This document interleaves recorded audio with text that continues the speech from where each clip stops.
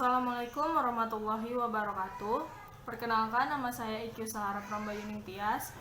Saya mahasiswa di 3 Keperawatan Universitas Muhammadiyah Riau. Di video ini saya akan berpidato singkat mengenai tokoh yang berpengaruh di Indonesia, yaitu Muhammad Hatta yang sukses di bidang perekonomian Indonesia dan dijuluki sebagai Bapak Koperasi Indonesia. Saya mulai mengenai biografi beliau. Muhammad Hatta lahir di Bukit Tinggi, Sumatera Barat pada tanggal 12 Agustus 1902. Memiliki nama asli dari orang tuanya Muhammad Attar. Hatta lahir dari keluarga ulama di Minangkabau. Beliau merupakan anak dari pasangan Haji Muhammad Jamil dan Saleha yang merupakan keturunan kedua dari Syekh Abdurrahman yang dikenal pula sebagai Syekh Batu Hampar, yang merupakan seorang ulama besar yang menjadi pendiri surau di Batu Hampar, dekat Bukit Tinggi. Beliau merupakan anak laki-laki satu-satunya dari 5 saudara perempuannya. Ayahnya merupakan seorang keturunan ulama di Batu Hampar, Payakumbuh, sedangkan ibunya seorang pedagang asal Bukit Tinggi. Muhammad Hatta merupakan anak kedua setelah kakak perempuannya lahir pada tahun 1900. Ayahnya meninggal ketika beliau berusia 7 bulan. Kemudian ibunya menikah lagi dengan Agus Hajining yang juga seorang pedagang asal Palembang dan dikaruniai 4 orang anak perempuan. Muhammad Hatta pertama kali mengenyam pendidikan formal di sekolah swasta. Setelah 6 bulan, ia pindah ke sekolah rakyat dan sekelas dengan Rafi'ah, yaitu kakaknya. Namun, pelajarannya berhenti pada pertengahan semester kelas 3. Ia lalu pindah ke sekolah dasar untuk golongan bangsawan di ELS Padang sampai tahun 1913 dan melanjutkan ke Mulo atau Sekolah Menengah Pertama Berbahasa Belanda sampai tahun 1917 dan aktif sebagai bendahara Jong Sumatera Bon, cabang Padang. Di luar pendidikan formal, ia pernah belajar agama kepada Muhammad Jamil Jambe, Abdullah Ahmad, dan beberapa ulama lainnya. Setelah lulus dari Mulo, Hatta bertolak ke Batavia dan meneruskan sekolah di Handel Middelbare School atau Sekolah Menengah Dagang dan lulus pada tahun 1921. Selama bersekolah di Batavia, Hatta kembali dipercayakan menjadi bendahara Jong Sumatera Bon, khususnya cabang Batavia. Lulus dari Sekolah Tinggi Dagang Prince Hendrik School pada tahun 1921, Hatta pergi ke Rotterdam untuk belajar ilmu bisnis di Nederland, Belanda. Dilansir dari Kementerian Pendidikan dan Kebudayaan Republik Indonesia, Hatta tinggal di Belanda selama 11 tahun. Kecenderungan Hatta melakukan aktivitas politik yang sudah dimulai dari Jong Sumatera Bon Padang terus berkembang di Jong Sumatera Bon Batavia. Pertemuan Abdul Muiz dan Haji Agus Salim semakin memberinya inspirasi untuk semakin jauh terlibat ke dalam pergerakan ekonomi. Awal karir Hatta banyak dihabiskan dalam pergerakan politik, terutama perjuangan bagi kemerdekaan bangsa Indonesia. Perjuangannya semakin intensif selama belajar di Belanda. Selama 11 tahun di Belanda, Hatta tidak hanya belajar, tapi juga melakukan kegiatan politik untuk kemerdekaan Indonesia. Tidak lama setelah masuk sekolah tinggi dagang di Rotterdam, Hatta langsung bergabung ke dalam Indonesische Vereniging yang kemudian berubah menjadi Perhimpunan Indonesia. Hatta juga ikut aktif dalam berbagai diskusi dan menulis artikel. Ia menjadi anggota Dewan Redaksi Majalah Indonesia Merdeka pada tahun 1922 sampai 1925. Perannya yang mencolok membuat Hatta dipilih menjadi Ketua Perhimpunan Indonesia pada tahun 1925 sampai 1930. Selama berada di Belanda, Hatta melakukan kontak dengan tokoh pergerakan dunia lainnya seperti Jawaharlal Nehru yang berasal dari India. Hatta pun menjadi wakil Indonesia dalam Gerakan Liga Melawan Imperialisme dan Penjajahan yang berkedudukan di Berlin, Jerman pada tahun 1927 sampai 1931. Aktivitas dan tulisan Hatta rupanya mengusik pemerintah kolonial Belanda. Maka Hatta ditangkap dan dipenjarakan di Den Haag, Belanda pada tanggal 23 Desember 1927 sampai dengan tanggal 22 Maret 1928 karena tulisan-tulisannya di majalah Indonesia Merdeka. Setelah menyelesaikan belajar dengan titel DRS atau Doktorandus, Hatta pulang ke Indonesia pada tahun 1932 untuk meneruskan perjuangan bagi Indonesia Merdeka. Tetapi karena aktivitas, gerakan, dan perjuangannya, Hatta kembali dipenjarakan oleh pemerintah kolonial. Pemerintah Hindia Belanda memenjarakan Hatta di Glodok, Jakarta tahun 1934. Tempat penahanan Hatta kemudian dipindah-pindah. Tahun 1934 sampai 1935 dibuang di Bovendigul atau Irian Barat dan dibuang ke Banda Neira. Selanjutnya dipenjarakan di Sukabumi, Jawa Barat pada tahun 1942 dan dibebaskan pada 9 Maret 1942. Selama era penjajahan Jepang, Hatta dan pendiri bangsa lainnya terus giat mempersiapkan kemerdekaan Indonesia. Bersama Bung Karno, Ki Hajar Dewantara, Kiai Haji Muhammad Mansur mendirikan Putra. Pada tanggal 7 Agustus 1945, Hatta menjadi wakil ketua Panitia Persiapan Kemerdekaan Indonesia atau PPKI. Sejarah akhirnya mencatat Hatta bersama Soekarno memproklamasikan kemerdekaan Indonesia pada tanggal 17 Agustus 1945 di Jakarta. Hubungan Soekarno dan Hatta sempat dilukiskan sebagai Dwi Tunggal sebelum Hatta mengundurkan diri pada tanggal 1 Desember 1956. Sesuai dengan janjinya, Hatta menikah setelah Indonesia merdeka. Ketika berusia 43 tahun atau tepatnya pada tanggal 18 November 1945, Hatta menikahi Rahmi Rahim yang selanjutnya disebut dengan Siti Rahmiati Hatta di Megamendung, Jawa Barat. Pasangan ini dikaruniai 3 putri yang bernama Mutia Hatta, Gemala Hatta, dan Halidah Hatta. Hatta menjabat sebagai wakil presiden pada tanggal 18 Agustus 1945 dan mengundurkan diri pada tanggal 1 Desember 1956. Selama menjadi wakil presiden, Hatta sempat merangkap jabatan sebagai Perdana Menteri dan Menteri Pertahanan pada Januari 1948 sampai Desember 1949. Juga merangkap sebagai Perdana Menteri dan Menteri Luar Negeri dalam Kabinet Republik Indonesia Serikat pada Desember 1949 sampai Agustus 1950.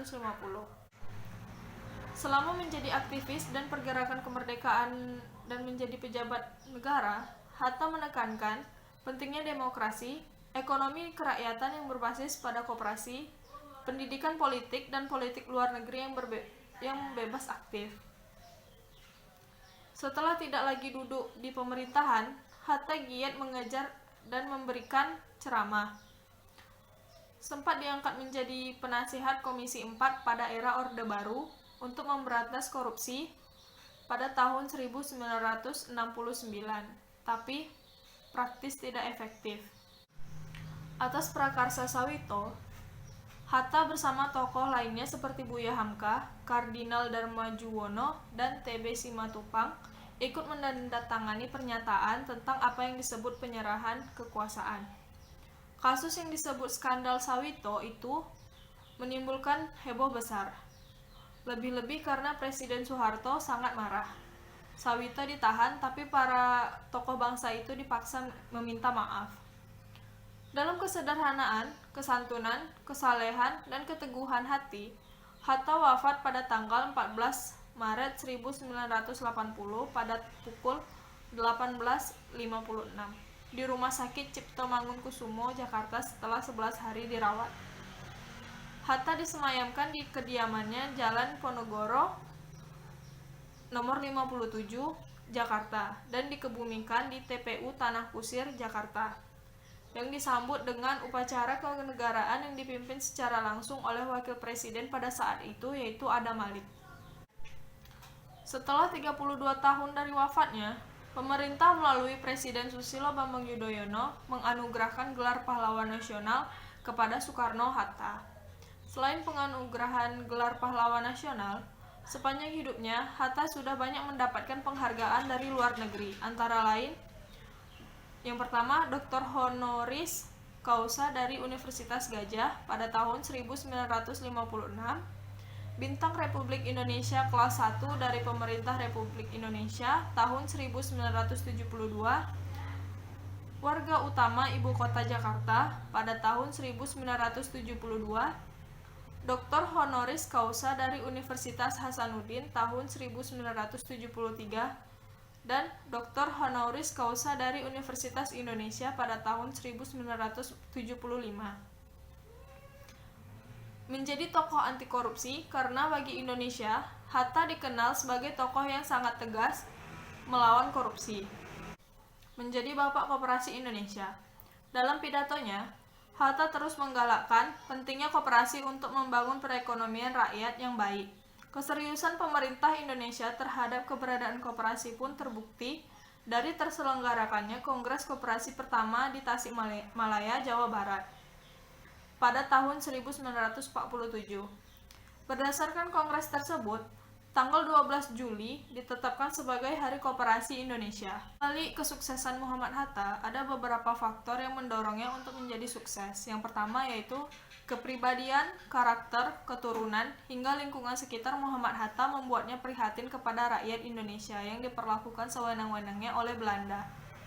Keadaan rakyat Indonesia inilah yang kemudian membuat Muhammad Hatta menolak keras imperialisme dan kolonialisme dalam bentuk apapun.